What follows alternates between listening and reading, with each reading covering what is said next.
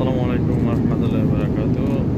আমি আপনাদেরকে দেখাবো যে কিভাবে আপনি আপনার বিমানের সিটে বসে আপনার মোবাইলের চার্জ দিবেন।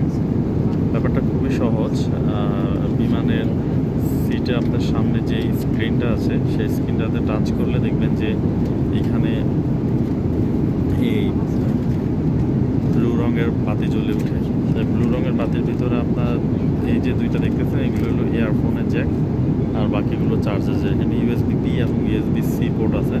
তো আমার কাছে এই চার্জারটা আছে, সেটা হলো যে আপনার ইউএসবি বি পোর্ট। তো আমি ইউএসবি বি পোর্টটা ইনপুট করব। এটা দেওয়ার পরে আমার চার্জারের যে অপর মাথা সেটা মোবাইলে ঢুকাবো।